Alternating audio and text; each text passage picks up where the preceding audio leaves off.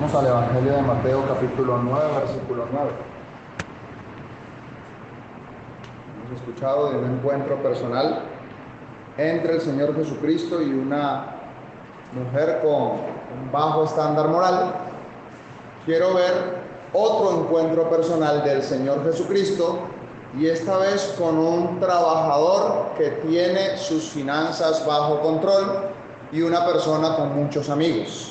Mateo 9:9 dice: pasando Jesús de allí, vio a un hombre llamado Mateo, que estaba sentado al banco de los tributos públicos, y le dijo: sígueme. Y se levantó y le siguió. Y aconteció que estando él, el Señor Jesucristo, sentado a la mesa en la casa, he aquí que muchos publicanos y pecadores que habían venido se sentaron juntamente a la mesa con Jesús y sus discípulos. Cuando vieron esto, los fariseos dijeron a los discípulos: ¿por qué come vuestro maestro con publicanos y pecadores? Al oír esto, Jesús le dijo: los sanos no tienen necesidad de médico, sino los enfermos. Id pues y aprended lo que significa: misericordia quiero y no sacrificio, porque no he venido a llamar a justos, sino a pecadores al arrepentimiento. Cuando el Señor Jesucristo va a seleccionar a un grupo de 12 personas para que estén con Él, para enseñarles de su palabra, va a escoger a 12 hombres jóvenes. Si Él era el maestro y tenía como 30 años de edad, posiblemente los 12 apóstoles eran menores de 30 años de edad. Y vemos en este caso en particular, en el caso de Mateo, una persona que tenía posiblemente la vida que todos quieren tener. Un hombre con una juventud y al mismo tiempo con una carrera ya realizada, con ingresos económicos sólidos y con una vida social bastante vinculada con personas. La vida posiblemente deseada por muchas personas. Pero sabe, Mateo, sentado en el banco de los tributos públicos, tenía en el corazón una necesidad que el dinero no puede llenar. Tenía en el corazón una necesidad que los amigos no podían llenar. Tenía en el corazón una necesidad que ni siquiera la religión podía llenar. Y quiero sugerir que Mateo, quizás no de manera directa, sino más bien bajo perfil, era una persona que conocía de la palabra de Dios, porque cuando usted lee este evangelio según Mateo, es un evangelio que es rico en referencias al Antiguo Testamento. Y no puede una persona citar el Antiguo Testamento si antes no lo ha leído y no conoce lo que dice la palabra de Dios. Pero entonces aquí está Mateo. La vida económicamente resuelta, la vida socialmente resuelta, quizás la vida académicamente resuelta, pero hay dos problemas en la vida de Mateo. Hay un problema moral que quisiéramos tocar y hay un problema espiritual muchísimo más grave. Y quiero notar tres variables en cuanto a Mateo, y en primer lugar quiero verlo como un publicano. ¿Y qué es un publicano? Porque para los estándares actuales de títulos profesionales, esa palabra publicano ya no existe en nuestro argot. Publicano es la persona que recaudaba el impuesto para el Imperio Romano. La nación de Israel se había convertido en una provincia romana. Ya no tenían independencia como antes en la época del reino, con David, con Salomón. Ya eso no existía. Ahora Israel está sometido bajo el yugo del Imperio Romano, y en ese contexto ahora es la provincia romana de Judea. Y como es una provincia romana, el imperio ha dispuesto de personas que cobren el tributo para el César, para así alimentar las arcas del imperio. Ahora, para conseguir un trabajo como este, no es como hoy en día, que posiblemente la persona tiene que especializarse en un área mercantil y enviar la hoja de vida a la DIAN, y posiblemente por un concurso de méritos lograr un cargo en la DIAN. Eso no pasaba en esa época. En esta época había que comprar el puesto con corrupción, pagando una alta suma de dinero, comprar la plaza, el cupo para poder tener la administración de los impuestos en una localidad. Y ese era el trabajo de Mateo. Ahora, por ese trabajo, tan relacionado con el Imperio Romano, Mateo posiblemente sería considerado como un traidor.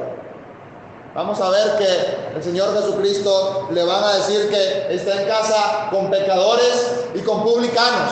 Parecía que lo trataban con desdén. Cuando el Señor Jesús va a la casa de otro publicano llamado Zaqueo, Zaqueo tiene que reconocer que si le he fallado a alguien, yo se lo voy a devolver 4 veces. ¿Por qué? Porque el publicano, más que recaudar el impuesto para el imperio, él se aprovechaba de ese cargo público para de pronto incrementar el valor del impuesto y darle al imperio lo que corresponde, pero tener parte de la ganancia de esa recaudación. De esa manera, los publicanos podían convertirse en personas adineradas con una manera para el imperio lícita, pero para el pueblo de una manera con mucha traición, con mucha osadía. Y aquí está Mateo. Mateo ha logrado el éxito financiero y está sentado en el banco de los tributos públicos. Posiblemente una posición ya muy establecida, muy estática en relación a la necesidad que tiene como publicano, pero ahora Mateo tiene un problema. Y no tiene un problema solamente con los coterráneos, con los vecinos, sino que tiene un problema con Dios. Cuando nosotros vamos a llegar a Lucas 15 y ver cómo ofenden al Señor Jesucristo, la sociedad judía de esa época iba a decir de Cristo: a los pecadores recibe y con ellos come. La gran ofensa para identificar a Cristo era: a los pecadores recibe, con ellos come. ¿Cómo se le ocurre al rabí, al maestro, al Señor Jesucristo comer con esa clase de personas? Si son unos traidores, si son unas personas que han dejado la identidad nacional para alinearse a los intereses del imperio. Bueno, aquí está un hombre que, a pesar de su trasfondo moral, tiene la necesidad de buscar del Señor Jesús. Y mire que el Señor Jesús no hace mayor esfuerzo. Posiblemente Mateo había visto al Señor Jesús, conocía probablemente sus palabras, su andar, su testimonio. Y cuando el Señor Jesús le dice: sígueme, Mateo se levanta de esa mesa y sigue al Señor. ¿A quién deja? Posiblemente había alguien encargado para esos asuntos logísticos, pero a Mateo no le interesa el asunto de su trabajo. A Mateo le ha dado asco llegar a tener una y otra vez el mismo trasfondo pecaminoso, y Mateo está hastiado de esa necesidad. Y uno puede pensar en las palabras del poeta: quiere ser libre del vicio y del mal. Habrá una persona que habrá conseguido el éxito en la vida y en apariencia está muy bien, pero en el corazón sabe que hay una necesidad. En Cristo Jesús hay gran poder, hemos cantado. Pero ahora, aquí está Mateo, y en el Evangelio de Mateo usted no va a conseguir una parábola que coloque en gran estima a los publicanos. Si él viene de ese trasfondo social, económico, él no va a poner en su evangelio historias que dejen en buena estima a los publicanos. Tenemos que llegar a Lucas, y Lucas nos va a decir que este fue un gran banquete. Eso no fue una comidita que le hicieron al Señor Jesucristo. Mateo, cuando recibe al Señor Jesucristo en su casa, hace un gran banquete.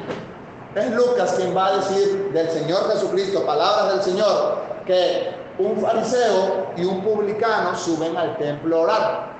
El fariseo es un hombre religioso y está orando consigo mismo, es decir, la oración no pasa del techo, diciéndole a Dios lo bueno que él era. Pero ahora hay un publicano por allá a lo lejos diciendo: Dios, sé propicio a mi pecador. Y es el Señor Jesucristo que dice que ese publicano descendió justificado antes que aquel fariseo religioso, porque cualquiera que se enaltece será humillado, y el que se humilla será enaltecido. Esa historia que pone en buena honra al publicano, Mateo no la coloca. ¿Por qué no lo hace? Porque Mateo en su testimonio sabe: yo soy publicano, y él no va a colocar ninguna historia que pueda colocar en estima el trasfondo de donde el Señor lo rescató de sus pecados. Amigo, con eso queremos decir que no importa el trasfondo social, no importa el trasfondo económico, no importa el trasfondo moral de donde venga la persona, a cualquiera el Señor los llama para salvación. A veces las personas tienen la idea que el Señor Jesucristo llamó a personas pobres para su ministerio, y no es así.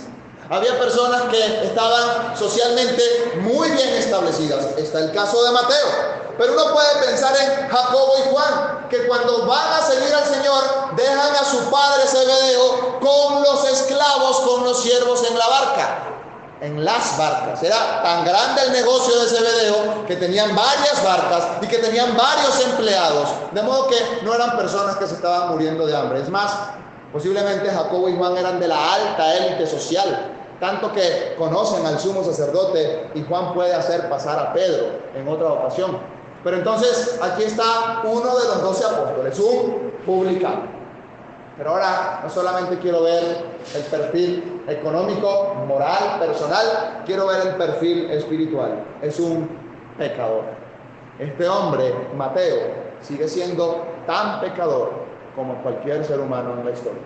Y me hace pensar en las palabras que les da aquel gobernador al apóstol Pablo. Cuando Pablo le estaba predicando a un gobernador, el gobernador dice: por poco me persuades a ser cristiano. Y hay un pleno debate en qué significan estas palabras. ¿Será que aquel gobernador le estaba diciendo a Pablo: Pablo, por poca cosa tú me estás persuadiendo para ser cristiano? ¿O será que ese gobernador le estaba diciendo: Pablo, casi, por poquito, ya casi me convierto en cristiano? Sea de cualquier manera una persona que aborrece el Evangelio, o una persona que está cerca de la salvación pero que no ha creído en el Señor Jesucristo, ambos están perdidos y ambos están expuestos a una condenación del infierno. Ambos necesitan salvación y ambos necesitan ver en Cristo el Salvador que los puede redimir de sus pecados. Y aquí está Mateo.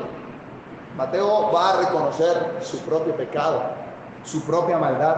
Y Mateo, como pecador, va a saber diferenciar la vida moral, lo que piensan los demás, de mi relación con el Señor Jesucristo. Por eso a Mateo no le interesa que lo vean con el Señor Jesús, porque ahora él tiene una nueva relación con el Salvador. A Mateo más bien le interesa que sus amigos conozcan que ahora está siguiendo al Señor Jesucristo. ¿Y por qué el gran banquete? Porque ahora hay que hacer una diferencia. Mateo el publicano ya no va a ser Mateo el publicano, sino el discípulo del Señor Jesucristo. Aquel que no solamente va a estar cerca del Señor, sino aquel que va a tener el privilegio de proclamar las verdades del Evangelio que el Señor le encomendó. Y aquel que va a escribir uno de los 4 evangelios en la palabra de Dios, la biografía inspirada por el Espíritu Santo de la bendita persona y la obra del Señor Jesucristo. ¿Por qué Mateo y no otro? El Señor es soberano a quien escoge, pero aún en el evangelio de Mateo yo sigo viendo mucho trasfondo de su propia personalidad. ¿Por qué tantas monedas en el evangelio de Mateo? ¿Quién conocía mejor la moneda y su flujo sino un recaudador de impuestos? ¿Por qué tantos detalles de citas y de fuentes y de referencias? No había que hacer informes exhaustivos al momento de declarar el impuesto ante el imperio. Una persona así el Señor la va a utilizar para plasmar en su santa palabra el evangelio que lleva su nombre, pero que revela la vida del Señor Jesucristo. Ahora, Mateo es un publicano. Yo no sé qué profesión tenga usted, posiblemente en mayor estima moral que la que tenía Mateo. Mateo era un pecador y ahora quiero verme a mí. Mateo era tan pecador como yo. Mateo iba al infierno, al mismo infierno que iba yo. Ahora, Mateo no solamente es que es pecador, Mateo fue perdonado. Y fue perdonado por la gracia del Señor. Y yo puedo decirle, así como Mateo recibió el perdón de sus pecados, yo he recibido el mismo perdón de los pecados que recibió Mateo. ¿Por qué? Porque Dios vino a buscar y a salvar lo que se había perdido. Y se había perdido un publicano pecador, se había perdido también una persona como yo, extraviada en mis propios pecados. Quizás la tendencia pecaminosa del corazón de Mateo lo llevó en una dirección perdido. Pero la tendencia de mi propio corazón me ha llevado en otro rumbo perdido. El profeta Isaías va a decir de esa verdad: todos nosotros nos descarriamos como ovejas, cada cual se apartó por su camino. Ahora, Isaías se incluye. Porque es que no es todos ustedes se descarriaron como ovejas para decirle al auditorio, ustedes son los pecadores y yo soy el profeta de Dios. No, Isaías se incluye dentro de esa verdad, todos nosotros. ¿Por qué? Porque Isaías tenía una tendencia pecaminosa en su corazón, que tenía que reconocer que de ese mal camino Dios también le había rescatado. ¿Por qué los pecadores no cometen las mismas acciones? Porque en la tendencia del pecado hay pecadores que van a estar más inclinados hacia un área del pecado y hay pecadores que van a estar más inclinados hacia otra área del pecado. Uno puede pensar, como ha hablado mi hermano, de una persona como un borracho. Fácilmente se puede identificar la condición de pecado y cómo ese pecado lo afecta a él y a su familia inmediata. Pero ahora, un idólatra posiblemente, aparentemente no afecta a su familia, aparentemente no se afecta a él, pero sigue siendo un pecador delante de Dios. Cada cual se apartó por su camino. ¿Cómo termina el versículo? Jehová cargó en el Señor Jesucristo el pecado de todos nosotros. Todo el pecado de Mateo iba a ser cargado en la cruz del Calvario. La cruz del Calvario que iba a referenciar el mismo Mateo. Y Mateo es tan detallista en los detalles de la hora del Calvario, en las razones de la muerte de la cruz. Mateo va a dar evidencia de que aquel que lo llamó para seguirle murió por sus pecados. Pero ahora no solamente es que murió por los pecados de Mateo, murió para que todo aquel que en él cree no se pierda, mas tenga vida eterna. El perdón que Dios ofrece no se lo ofrece a una persona sí y a otra persona no. No, la salvación es para todo aquel que en él cree. Y mire, no he encontrado una expresión más amplia en la palabra de Dios. Todo aquel, sin importar el trasfondo económico, todo aquel que en él cree. Sin importar el trasfondo profesional, todo aquel que en él cree. Sin importar el trasfondo étnico, todo aquel que en él cree. Todos están incluidos en el programa de la salvación, sin importar la edad. El Evangelio de Mateo nos va a hablar de personas que están llenas de lepra, posiblemente al término de su vida. Dios los puede salvar. Pero el Evangelio de Mateo también nos va a presentar como el Señor Jesús va a decir, dejad a los niños, venid a mí, y no se los impidáis, porque de los tales es el reino de los cielos. Todos están incluidos en el perdón que Dios tiene para salvación. Ahora, el Evangelio de Mateo tiene un final interesante. Mientras que nosotros vamos a ver que el Señor Jesucristo en el Evangelio de Juan termina el Evangelio y el Señor Jesús está acá en la tierra, en el Evangelio de Mateo, el Señor Jesucristo se está despidiendo y va a decirle a sus discípulos que tienen que hacer discípulos a todas las naciones, enseñándoles que guarden todas las cosas que Él mismo ha mandado.